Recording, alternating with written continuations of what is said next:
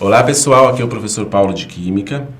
Vou comentar sobre essa prova da Unicamp da primeira fase, né, que aconteceu hoje, que se mostrou uma prova tranquila, uma prova de um nível médio para fácil, para um aluno que estivesse, né, visto todo o conteúdo do ensino médio e se sentisse bem preparado.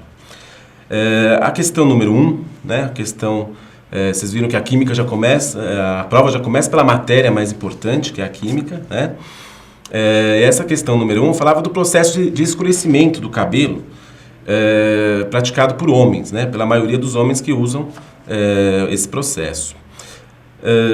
Aqui você vai perceber que o texto falava de uma reação que acontece entre os íons chumbo e os íons sulfeto, com a formação de um sal insolúvel que é o sulfeto de chumbo.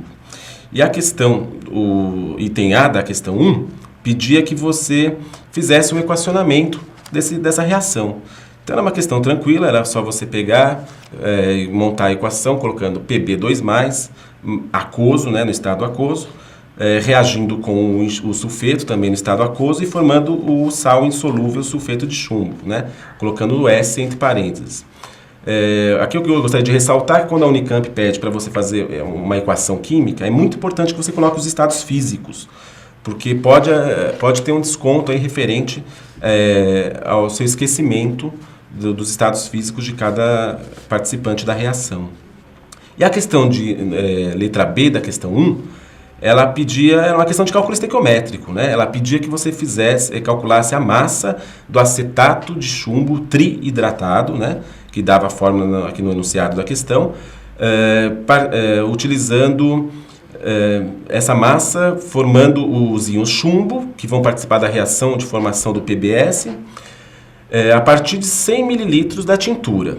E lá em cima, antes do item A, ele dava a concentração máxima de Pb2+, que a tintura poderia ter, que era 0,6 gramas por 100 ml de solução. Bom, como ele está pedindo lá no item B exatamente para 100 ml, é muito fácil, né? Você nem precisa fazer nenhum cálculo para achar a massa de Pb2+. A massa de Pb2+, só poderia ser 0,6 gramas, que é o limite, né? O máximo permitido pela legislação. Portanto, a relação é muito direta entre o acetato de chumbo triidratado e o Pb2+. Né? É 1 mol para 1 mol. Calculando as massas molares, você ia chegar em 379 para o acetato de chumbo triidratado e 207, que é a massa molar do chumbo. Fazendo, né, a proporção, 207 gramas, para a produção de 207 gramas de Pb2+, são necessários 379 gramas de acetato de chumbo.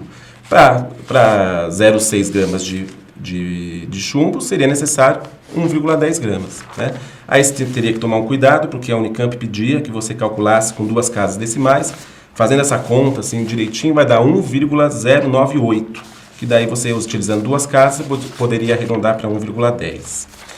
A questão 2 também fala aí de estética, né? Ela fala do peeling, para o rejuvenescimento da pele, da face, né? Que algumas pessoas utilizam para eliminar as rugas do rosto e tal. E sobre os riscos para a saúde que esse processo tem, né?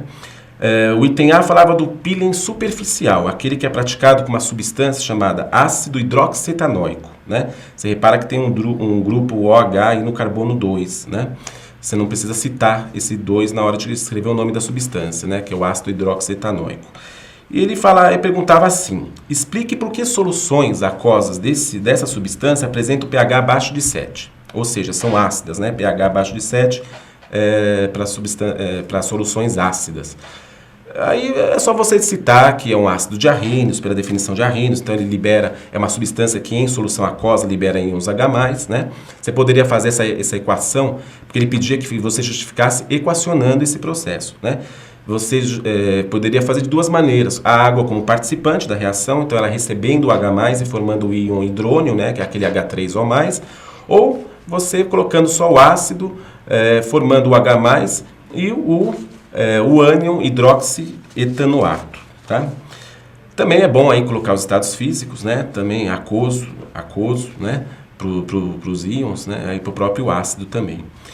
Bom, no item B já falava do peeling químico profundo, que é um processo utilizado com uma outra substância que é o fenol, né? E daí ele pedia que você desenhasse as estruturas, né, que são duas, né? Você tinha que perceber que com a substância você só consegue formar duas estruturas de ressonância, né? O fenol é uma molécula orgânica que tem o anel aromático e o grupo OH, né, ligado a ele. Você consegue formar duas estruturas de ressonância, ou seja, né, o fenol ele tem esse anel aromático formado por 3 ligações duplas alternadas. Essas ligações duplas você tinha que desenhar, fazer 2 desenhos. O primeiro desenho com as ligações nas seguintes posições. Uma ligação entre o carbono 1 e 2, outra entre o carbono 3 e 4 e outra entre o carbono 5 e 6. Depois era só fazer um outro desenho do lado, colocando as ligações entre os carbonos 2 e 3, 4 e 5 e entre o carbono 6 e 1. E é isso a prova, né, da Unicamp de hoje, uma prova tranquila e que eu tenho certeza que você deve ter saído bem. É isso aí, pessoal, até a próxima.